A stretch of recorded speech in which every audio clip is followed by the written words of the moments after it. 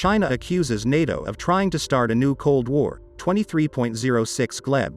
China urged NATO not to unleash a new Cold War by spreading lies about the PRC. Chinese Foreign Ministry spokesman Wang Wenbin said this at a briefing on Thursday, June 23. "We call on NATO to stop drawing ideological lines, inciting confrontation, spreading false information, and making provocative statements against China, and to stop trying to launch a new round of Cold War," the diplomat said. He said the alliance is a product of the Cold War and the world's largest US-led military alliance. Wang Wenbin reminds us that NATO was originally the North Atlantic Treaty Organization, but in recent years it reached the Asia-Pacific region, where it is trying to demonstrate its strength.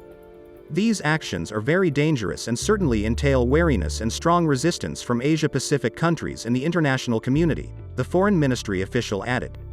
He advised the North Atlantic Alliance doesn't confuse Asia and the rest of the world in the same way it has confused Europe. Earlier, NATO Secretary General Jens Stoltenberg announced that the NATO summit in Madrid will adopt a new strategic concept, which will call Russia the most significant and direct threat to the security of the organization. In addition, he said, the new concept of NATO for the first time will include China, concerning which the alliance countries will define their policy. At the same time, Politico tell where the conflict between Russia and NATO may begin. The Suwalki corridor from Belarus to Kaliningrad could become the first target of the Kremlin in case of war against NATO.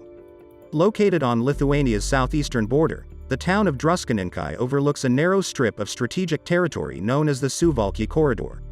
Western military planners warn that this area is likely to be one of the Russian president's first targets if he ever decides to escalate the war in Ukraine to a direct clash with NATO, the article said.